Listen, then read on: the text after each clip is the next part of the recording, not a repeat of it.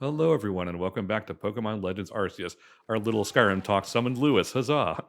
Literally Yes, joined the call the moment we said the word Skyrim. yes, I Uh, did. It was very surreal. I was expecting to be busy today, but I actually finished up like way earlier than I expected to. So here I am. Um, and I really resent missing that open world tangent because I would have had things to say about the okay, genre. well We then can talk about it now. yeah. So my question was Pokemon Legends Arceus What? and Pokemon What? Scarlet and Violet. What? What? I can just go through her. Oh, What? What's with the girl on the mountaintop with the bird? She's testing us to get our new ride, Mom. Does anyone in the real world actually do those stupid anime girly poses?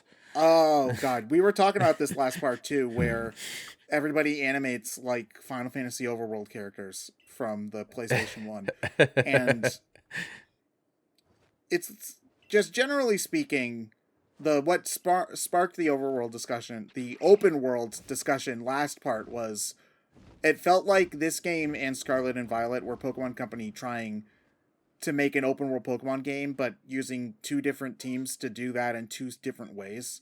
Yeah. So considering, and our thought was, oh, it might just be like they felt obligated to because that's where the market's trending. Do you like think open world like Well, open world games were like super trendy to make for a good few years, but I feel like we're at the tail end of that rather than toward the middle or beginning. Um, that's my thought too. I don't normally you can kind of see where the market is trending and I can't really see that currently at the moment. well, I mean, there we're still seeing a lot of open world games being made, but it's not as like huge a selling point as it was. Probably, this is just a guess. Probably because we've been doing this long enough to realize Alpha Gardevoir. There's an Alpha Gardevoir. Uh, Yes. uh, uh, Your original point? I'm sorry. I was just thinking about how if I was the one playing this, I would not stop until I caught this goddamn thing. But I mean, I'm trying to. It's level 70. okay, so my original point was though, we've been at this long enough to realize, hey, consumers don't really have the time to be devoting to really dedicated open worlds. And when you can't make too many really dedicated open worlds, what have you got left? Really fucking streamlined open worlds. And what do you get when you make really fucking streamlined open worlds? The same goddamn game 60 times. So, yeah, it wears out its welcome after a while. I'm surprised that open world gaming has been as prominent as it has for so long, considering how much more work they, and again, I'm not trying to say this to diminish anybody's work in like as a developer or as a programmer or whatever, but in terms of content and like pure amount of stuff to make, the average open world game has more stuff in it than like your typical, I don't know, first person shooter or linear action game. Well, So well, it's a genre that's been around for a while, but for a while it was really only a few developers that were doing it frequently. There was, well, I guess you could count Grand Theft Auto and Assassin's Creed as open worlds. They're kind of more contained and crunched down, but there's that. There's Far well, Cry. there were specific. Everybody called those sandbox games Yeah. back in the day, and they have a different vibe, I think, to a game like this or Top Key or Skyrim or whatever. Well, they used to have a different vibe. What I've found in more recent years is that open world games have shifted more toward the sandbox structure. Like you bring up Skyrim, and that's the thing about Skyrim is that made it like way easier to get into is that instead of leaning into the more difficult aspects of an open world RPG, it just made it really convenient to jump around and do whatever wherever you want. And that's part of the reason I fell off of it. in the earlier years, because eventually I just lost interest because everything started to feel kind of homogenous after a while. So yeah. On the other hand, you know, there is something to be said about an open world game that is not super intimidating to get into. And I feel like we need at least a few of those in the industry just to get people into the genre. Otherwise, who the fuck's going to play the more, intense games? Nerds. Well, I mean, I've been thinking about this effect fairly recently with Baldur's Gate 3, which is not an open world game, not in the strictest sense anyway,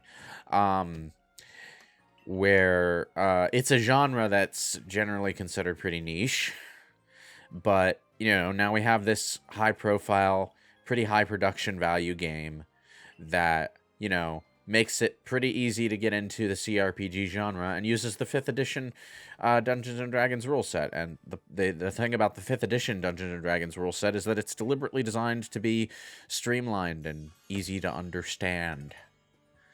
And, people will whine sometimes about how, like, the champion class is too simple or something or other. But, I thought that was something people whined about for 4th edition was, oh, they made it too simple or video gamey. That's what any... No, I've heard more towards 5th edition than 4th. Fifth edition, some people will complain about it being too simple, and to be fair, it is too simple in some aspects for a pen and paper system, but it's better to be a little too simple than it is to be too convoluted to the point where it takes forever to get anything done, which was No, but I like it that way because it shafts the wheat. it was kind of the problem. The problem with 4th edition, from what I understand, I've never had a chance to play it, and it hasn't featured in many, if any, video games. The thing about 4th edition was that it was more video gamey in the technical sense, where the abilities that your classes had and stuff were designed to operate like video game powers, So what that meant was you were trying to do a lot of the stuff video games would do automatically, except by hand in a tabletop game, which is, it's a bit much sometimes. Like if you've got 7 billion character powers to keep track of every short rest, then you've got this checklist of things, and you need to make sure to mark them as available again every time you rest. Oh, okay. I'm seeing what you're talking about. Yeah. Oh, that everybody's a spellcaster. Okay. That makes more sense. That's kind of the thing. And the thing is, like, it's not just a matter of keeping track of things between short rests. It's also a matter of, how many options you have every turn in battle, slowing the turn progression down. Well, whenever I played D&D mostly with 3.5. Oh, yeah. And fights took forever. Yeah, they already took forever in 3.5. They already took a decent amount of time in previous editions as well. And in those systems, you don't necessarily have as much to do per turn either. But 3.5 and Pathfinder by extension really do give you a lot to keep track of. So, there's pros and cons to every system. Oh, I forgot there's an actual dungeon in this game. Holy shit. Well, dungeon in quotes there. Oh, dungeons. Hey, you know how everyone complained that Breath of the Wild had, like, no dungeons in it? I kind of have the opposite problem with Skyrim. I've said this before, I think. But there's a dungeon every, 20 feet in that goddamn game. And it gets kind of tiresome after a while. I mean, Tears of the Kingdom has better dungeons than Breath of the Wild. They're not, amazing, but they're certainly better. So that's I still nice. miss the more traditional dungeons, but that's just I me. would say that if they had... Oh, yeah, I forgot that the Reggie statues are here for no reason. That I would say they would be just about where they should be if they didn't keep the same structure from Breath of the Wild, where instead of get to the end, it's find the 5 things. Because when it's find the 5 things, it ends up feeling pretty linear, and not super interesting. But like in terms of like the dungeon design and the puzzles and whatnot, I thought Tears of the Kingdom did a pretty good job. Yeah. Well, when I bring up the dungeons in Skyrim, though, I mean them in like they're dungeons in the traditional sense, not in the traditional Zelda sense, where you're going from room to room finding keys and whatnot, but in the traditional dungeon crawler sense, where they're massive labyrinthian things that'll take up half your evening, and you're going through them room by room, keeping keeping your eyes peeled for traps because you have to spot them with your own goddamn eyes in Skyrim. There's And no like trap finding skill or anything like that. no, there's no trap finding skill. What there are the like actual pressure plates or tripwires around the place that might cause something dangerous to happen if you step into them. But like, ooh, like I enjoy the dungeons apart from how many goddamn Draugr there are. But you know, you take the rough with the smooth. The thing is, you know, I've had play sessions of Skyrim where I go through a dungeon and then I clear the dungeon, I go sell my shit, and then I go see what else I can get up to because I've got another hour before I need to go to bed, right? And the next thing I happen to find is another goddamn dungeon. So I'm just like, Yeah, I feel like it's been failing in many RPG game development, like in many RPGs where finding a dungeon is not exciting or fun. It's like it feels like, oh, I gotta like work, like because dungeons are supposed to be exciting or at least like tense and fun. But I'm thinking of many games like the one that's popping to my head right off the top of my head is Octopath Traveler, just because that game has a lot of dungeons and they're all really bad. So it's like every time I find one, I'm like, ugh, I have to go through this crap again. Versus like when you find one, you should be excited. There's new enemies, there's treasure, there's a boss fight. You know, like that's a lot of what the gameplay in an RPG is supposed to be about. But I will admit part of the reason it's less fun in Skyrim is because of the way Skyrim's loot system tends to encourage you to just take everything that's not bolted down and then run back to a merchant when you run out of like encumbrance. So, it's especially egregious when you get to one of the Dwarven ruins because everything in that goddamn dungeon is valuable. It's some big hunk of Dwarven metal, and you can use it to make Dwarven ingots, which you can use. Well, you can sell those, but you can also use them to make pretty good shit if you're a crafter. So no matter what kind of player you are, you want them. But they weigh like a metric ton each. So you're hauling rocks out of there. I'm not surprised. Yeah, it's like going back and forth between a mine and your home. Like, you know, if you've ever wanted to know what it was like to be one of the 7 dwarves from Snow White, play Skyrim and find one of the Dwarven ruins. If you leave something on the ground in Skyrim, does it despawn? Eventually, like Okay. after a certain amount of time has passed or after you've done enough stuff, they'll start to unload stuff from memory, but it will remain where it was for long enough to like dump your shit and come back for it. Bethesda games are usually pretty good about persistent things like that. Why is half the party the Guard of Warline? I think Ryan just happened to catch a bunch of them.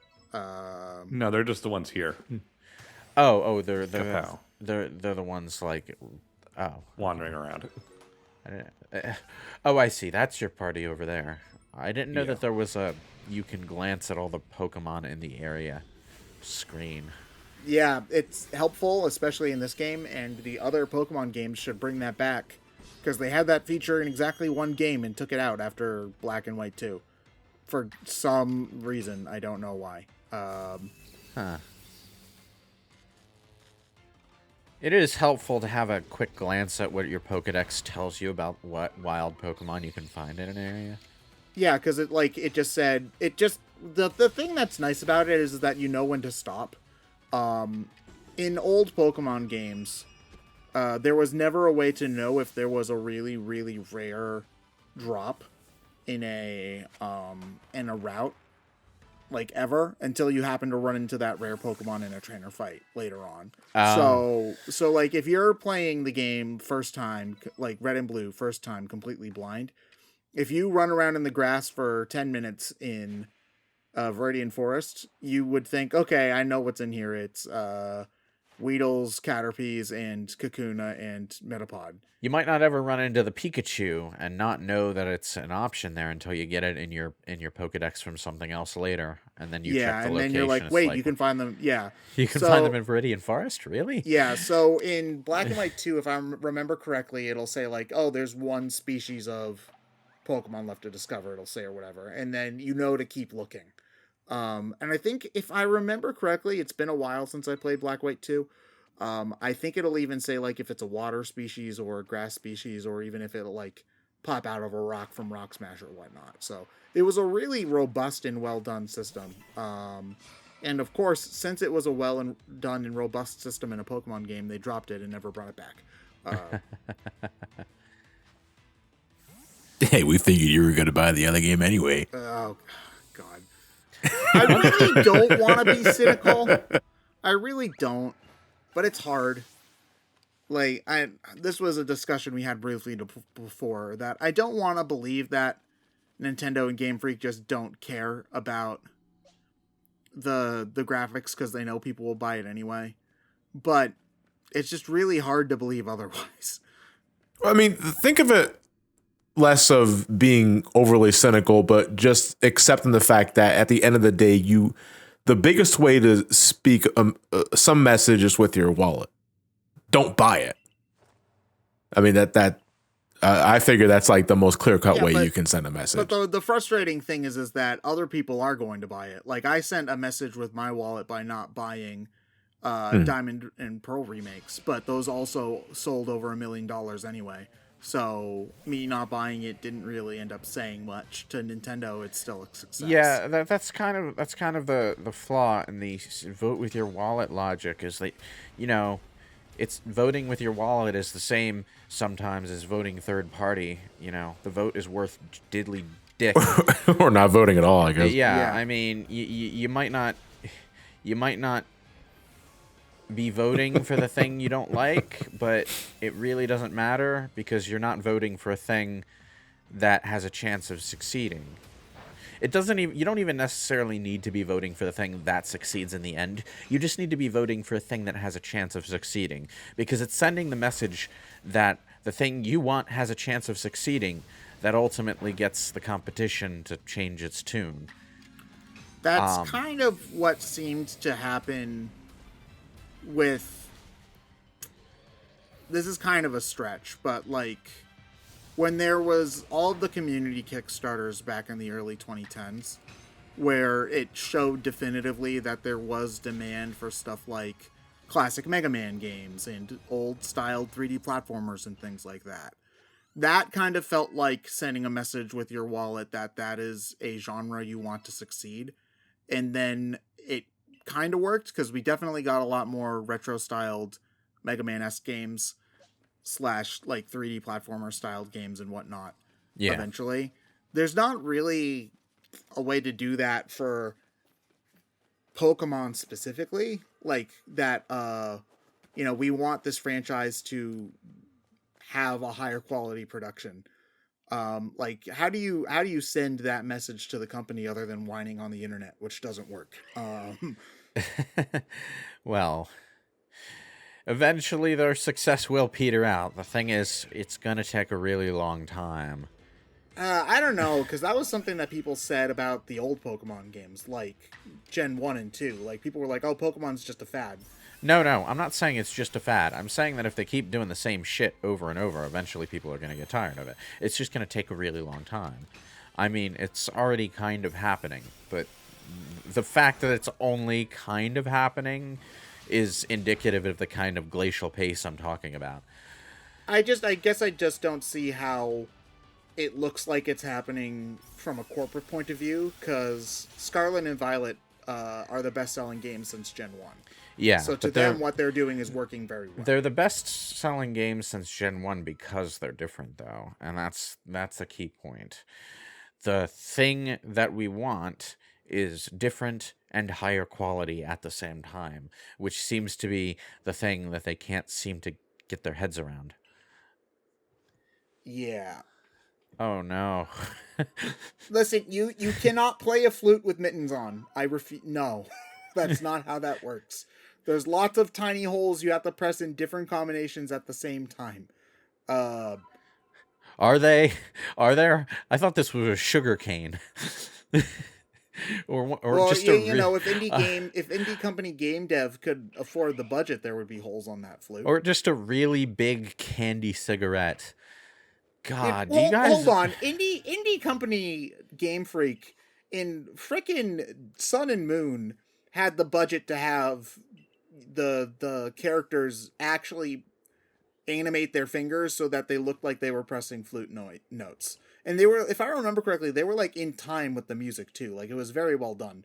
You know what was great about Sun and Moon? It was actually pretty darn good for the hardware it was on, quality-wise. Dude, the game, it's one of the best looking games on the system, in my opinion. Yeah. I mean, I guess it's a little limited in scope, because, you know, it is all, like, fixed camera angles and whatnot. But in terms of, like, the detail on all the models and the areas, and especially, like, the flashy shit that they add in Ultra Sun and Ultra Moon, it's a pretty damn good looking game.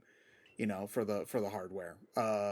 It's a very PlayStation 2 generation in its presentation, but otherwise, you know. Yeah, it's just like you know, it's on the 3DS, so the resolution's like a little worse, but you know, for the system, it looks pretty dang good. I think that was the big problem people had with Sword and Shield was that it was just Sun and Moon again. Yeah, Except and it's like you know, when you're on a higher quality console, you want higher quality product. Life is good, but it can be better.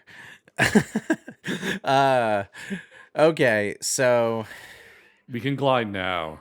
Fly like a bird, I'm only fly away. does this thing do the same thing that Miraidon and Koraidon do, where you glide for so long and you start just going down? No, apparently thankfully. not. No, I think you have to gain height. Oh fuck! You have to gain height naturally, but then you can glide essentially as far as you want among that altitude. So it's basically Knuckles. That's good. Yeah. Actually, yeah, I never thought of it like that, but that is almost exactly what it is. That was one of the most impressive parts of Sonic Adventure 1 for the time, was how open Knuckles' levels were and how fun it was to just fly around them. But, like, you know, you obtained a piece of eternal ice. Huzzah. I feel like this is based on something from the real world. It might be. It might be some sort of Japanese myth that I'm not familiar with. It's ringing a bell. Oh yeah, Lewis, what is your opinion on the ridiculous facial hair? Not facial hair, chest hair. Is that natural, or do you have to shave to get that?